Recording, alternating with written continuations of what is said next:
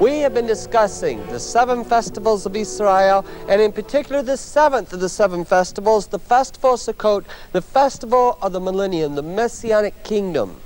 We've looked at, over the last few weeks, the birth of Yeshua.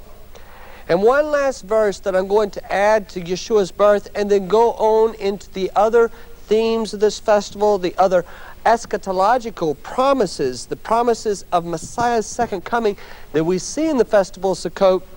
But I want to cover one more verse about Yeshua's birth. And I refer you back, if you've missed the previous programs, to see about getting the tapes from that program and to listen to all the information. But we're told this in Yochanan in John chapter 1, verse 1. In the beginning was the Word, and the Word was with God, and the Word was God. He was in the beginning with God.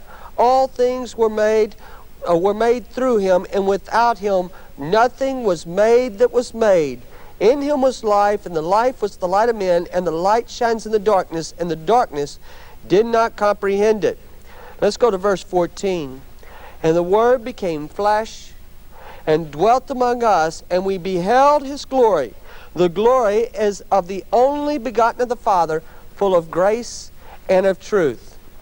You might remember that several weeks ago, in beginning to talk about Yeshua's birth, we had gone to a passage from 1 Kings chapter 8, where it dealt about the dedication of the temple in the days of King Solomon.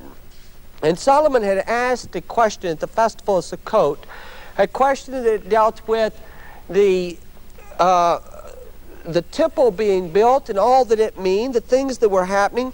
But in verse 27 of 1 Kings chapter 8, it said, "But will God indeed dwell on the earth? Behold, heaven and the heaven of heavens cannot contain you, how much less this temple which I have built."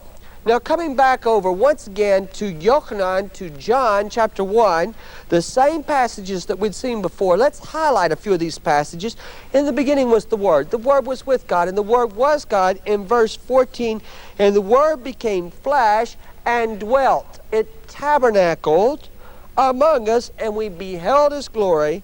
The glory is of the only begotten of the Father, full of grace and of truth.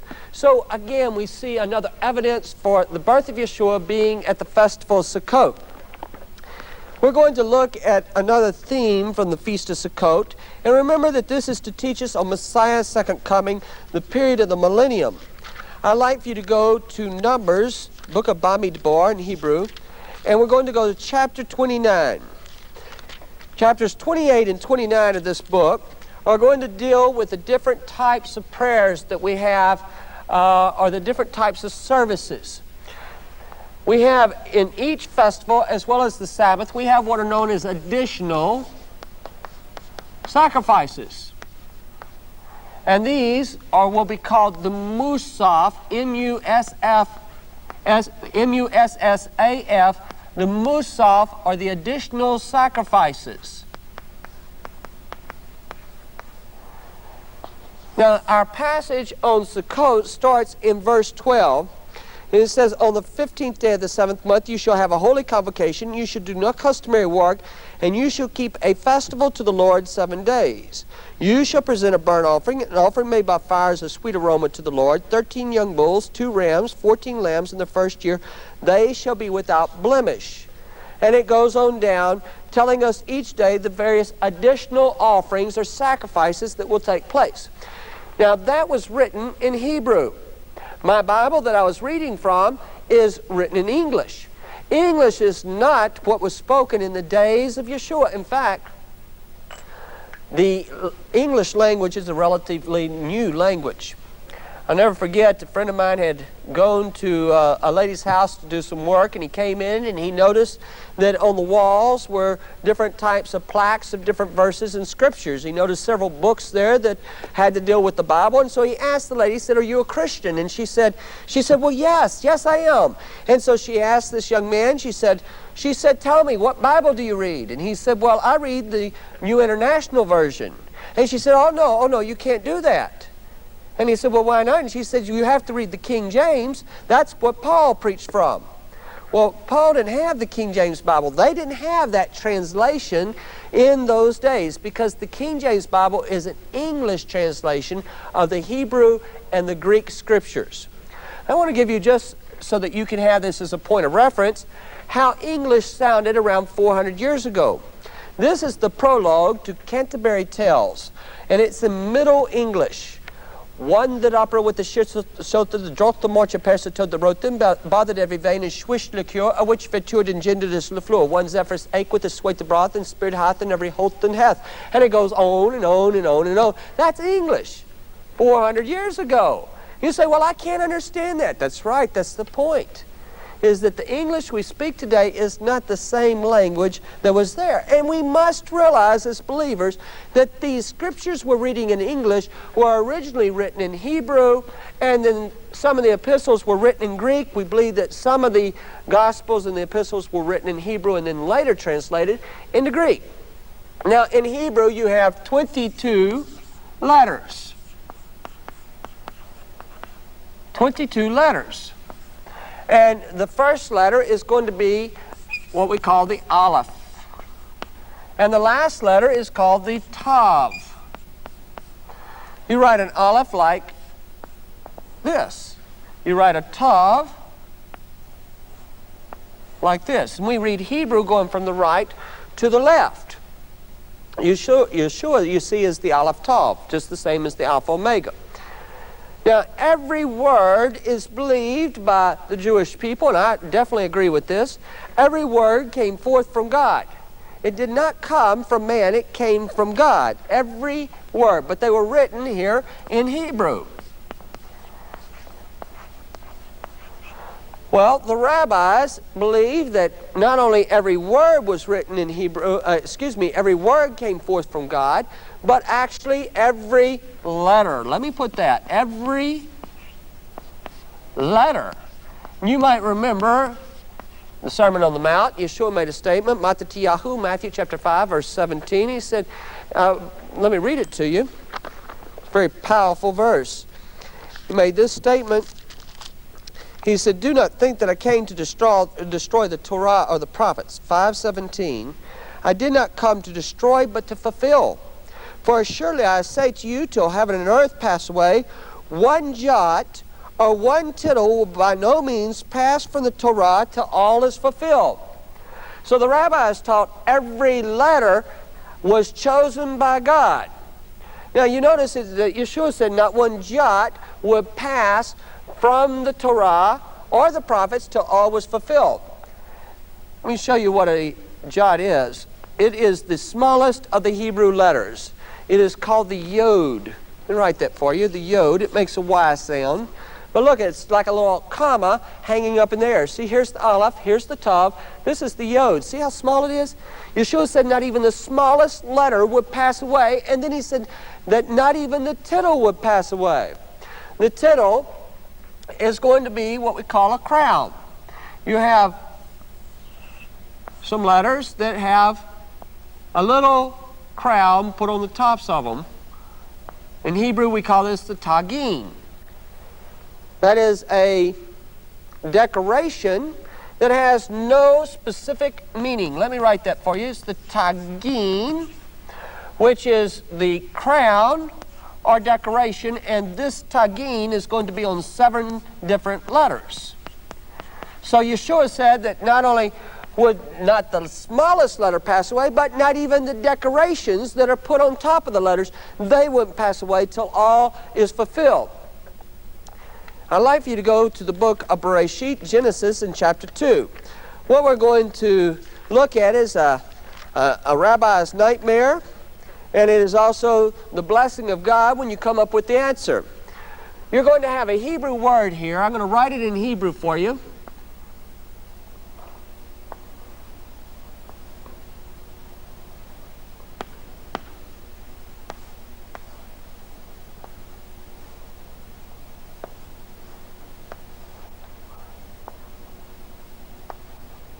This is the Hebrew word toldot, and it's spelled in English T-O-L-D-O-T. T-O-L-D-O-T,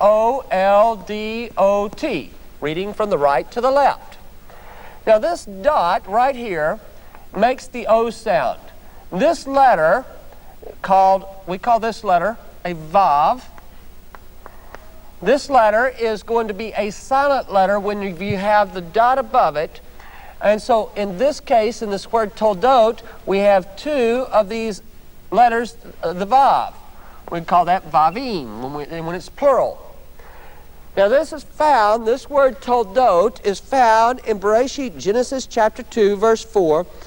This is the toldot, the history, the genealogy, the generation of the heavens and the earth when they were created, and in the day that the Lord God made the earth and the heavens. Now notice that that's in Genesis chapter 2. That is before man sinned, before he fell. Every time that this Hebrew letter or this Hebrew word is written after this, except for one exception, every time we have the word toldot written, it is going to be spelled differently. Now remember that God is the one that selected the letters. This is the way it's spelled.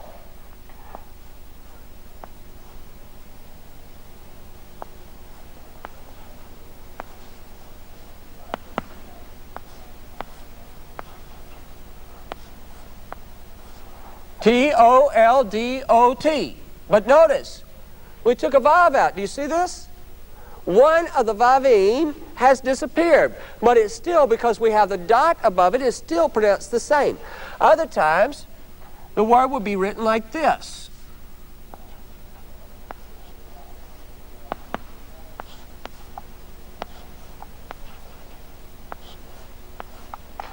Toldot. But one of the letters is missing, the first vav. And every time that this word would show up, this word toldot, except for the one exception I'm going to tell you about, one of the letters is missing. Well, the rabbis had to explain this. Obviously, God had chosen the letters. Obviously, God has put this together, and God does not do anything without a plan or a purpose. Therefore, why is a letter missing?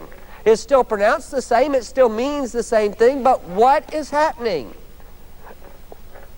Well, the rabbis noticed that following Genesis chapter 3, that man had sinned. And this is the word, toldot means generation, genealogy, or history.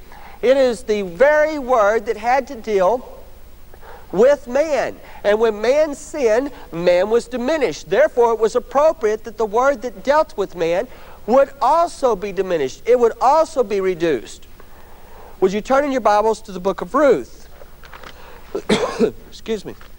Chapter 4. And we're going to go to verse 18.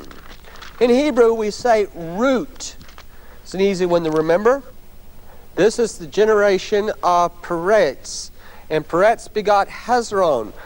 Now, where we see this, now this is the genealogy. It is the Hebrew word toldot, just as we had on the board, with the two vavim.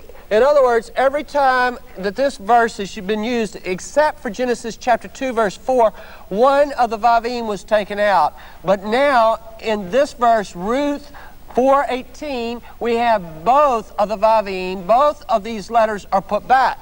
So the rabbis had to explain this. Every letter is coming forth from God.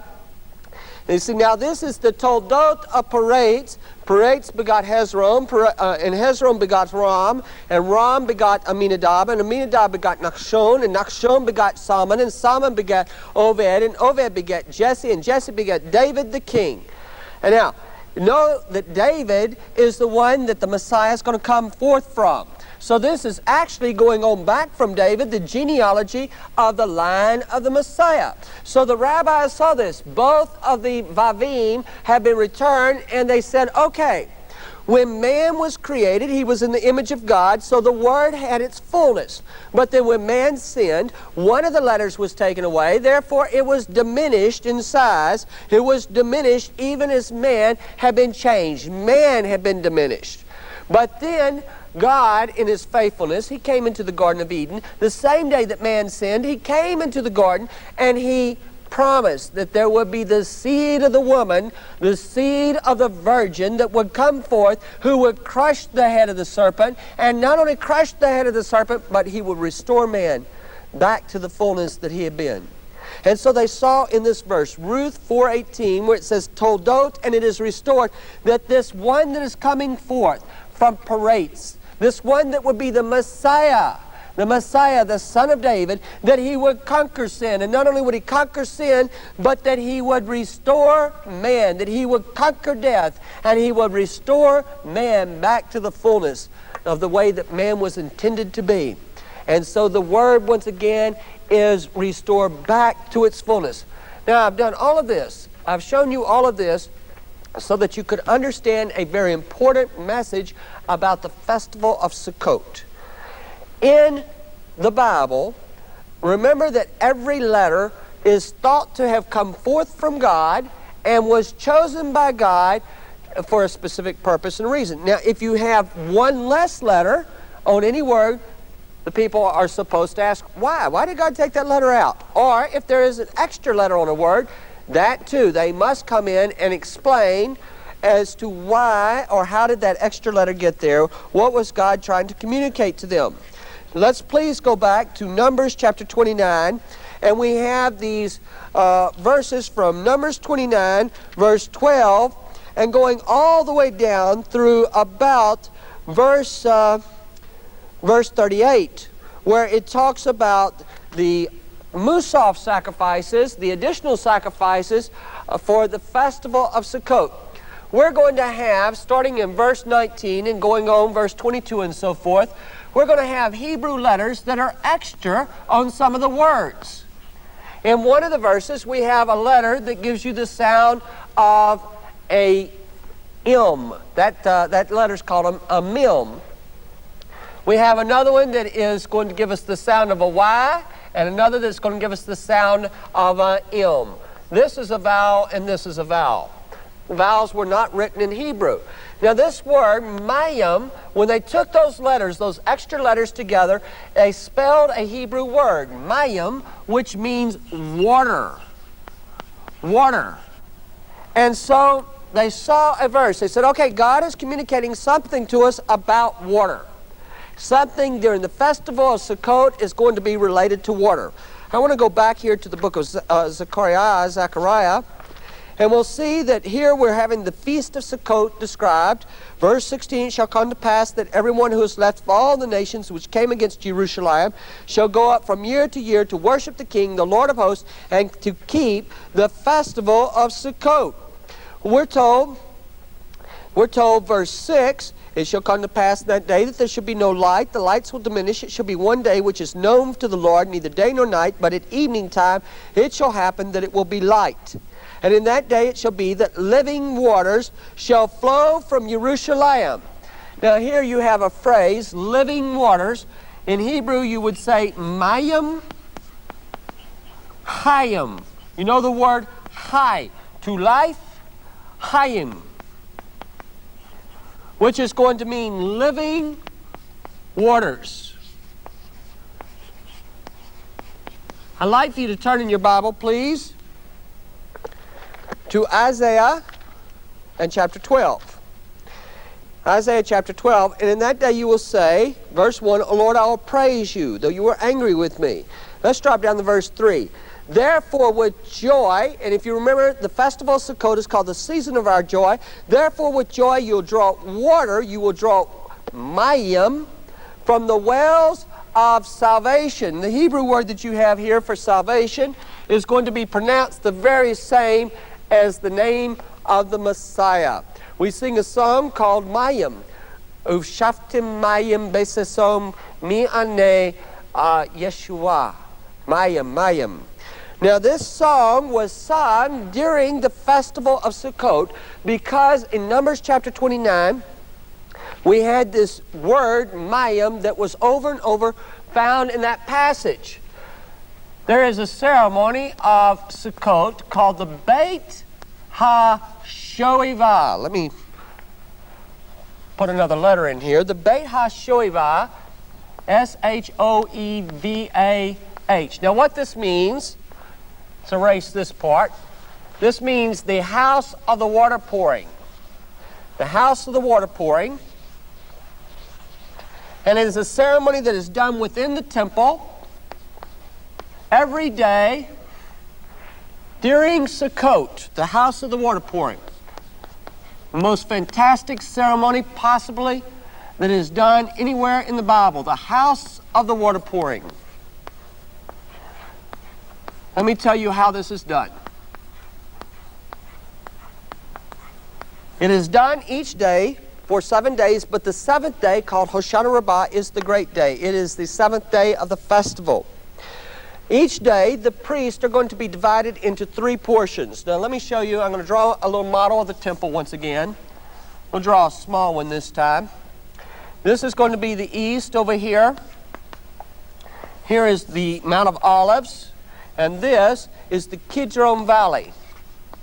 This valley is called the Valley of the Shadow of Death. It's a place that they bury their dead. This is the western side. Here's our building of the temple. Here is the altar. We have the court of Israel right here. This is where they kill the animals. This is the court of Israel. And this is the courtyard of the women. And actually we have another courtyard around this called the courtyard of the priest. The courtyard of the Gentiles. Now the priests are going to be divided up into 3 groups. Our first group, we'll call them A. This will be the priest.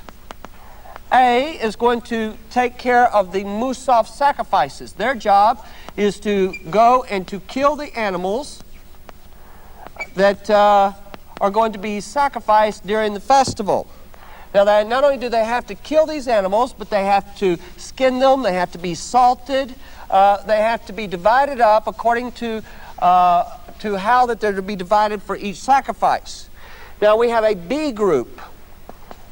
The B group will be priests that are going to go to a valley called Motzah, which this means the valley of the sent. Now you remember that Yeshua is the sent one. You see this in John chapter 6 over and over. Now they're going to go to this valley. They have to go out the eastern gate, this direction. So we have priests right here that are working up here within the temple, killing the animals. We have a second group that's going out the eastern gate of the temple, and they're going across the Kidron Valley up to the Mount of Olives, and they're going to a valley called Motzah. In the valley of Motzah, this is the place that the barley is cut for the first fruits of the barley harvest. That barley was a picture of Yeshua. This is the same valley where every Sabbath they take the ashes from the altar and they take it to the valley called Motzah. That's where they're cast out. Now in this valley they are going to cut willow trees about 25 feet tall. There will be literally hundreds of priests, a great body of priests, and the road going all the way from the eastern gate of the temple over to the valley Motzah is lined with pilgrims. The priests are going to go there and they cut these willows 25 foot long, and they're holding the willows in their arms or in their hands. Now if you could see, here I am, and I have a willow in front of me, and it goes forward about 25 feet. In front of me, about 30 feet, will be another priest. And in front of him, about 30 feet, will be another priest. Standing at my side, going across the road, all the way across the road, will be priests, shoulder to shoulder to shoulder. So we're kind of like a marching band, spaced out about every 30 feet, going across the road with willows. What we're going to do is we're going to cut these willows, and this is the way that we'll come back to the city. We all are going to swing our willows to the right-hand side as we step forward on the right foot. And so I take a step forward and I swing the willow, and then I take another step forward and I swing the willow. And as I do this, each priest that is with me is also swinging his willow. Now back to the temple, they have cut the willows and they are marching back towards Jerusalem. This is our western side. This is our eastern side. This is the northern side of the temple, and here is the southern side. The priest, the high priest and his assistant have gone out the southern gate of the temple, and they have gone down to a pool called the Pool of Siloam or shaloah, gently flowing waters. And the priest, the high priest, is going to take a golden vessel. And in this golden vessel, he must draw water. This water must be what is called mayim hayim, the living water. Now his assistant is going to have wine, and it will be in a silver vessel. A few weeks ago we showed some of the vessels that are being prepared for Sukkot, the silver vessel for the wine. Now they will come back to this gate, and they will arrive at their gate at the same time that the priests have been coming from the Valley Motza. As the priests coming from the Valley Motza are swinging these willows back and forth, you can hear what it would be like. It would be a rustling noise. It would be a noise of wind. And the Hebrew word for wind is ruach, which is the same word for spirit. For spirit. So if you were standing in the temple, you would hear the Spirit of God coming from the direction of the east, a prophecy of the Messiah's coming. The Spirit of God is coming upon the city of Jerusalem. As they come to these gates, there will be a shofar, a ram's horn trumpet. It will blow. Then a single flute will play. That flute is called the purest one, because the flute has many, many holes in it, and it's a picture of the King Messiah. The priest will come on into the temple, and they will go into this courtyard, and they are going to have a special ceremony that they go round and round and round this altar 7 times. Each of the willows will be laid against that altar. The high priest will go up the altar, and he will take with his assistant the vessel of gold, the other one the vessel wine, the silver vessel, and they will pour the water and the wine over the altar as all the people begin to sing Ushattemayim. With joy will draw water out of the wells of Yeshua. This festival of Sukkot, we will see next week on Footsteps of the Messiah what Yeshua says. Shalom.